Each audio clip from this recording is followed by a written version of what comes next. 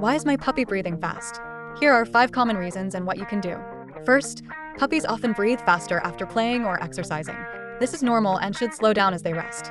Second, excitement or anxiety can cause rapid breathing. Help your puppy calm down by providing a quiet, comforting environment. Third, heat can make puppies pant to cool down. Ensure they have access to fresh water and a cool place to relax.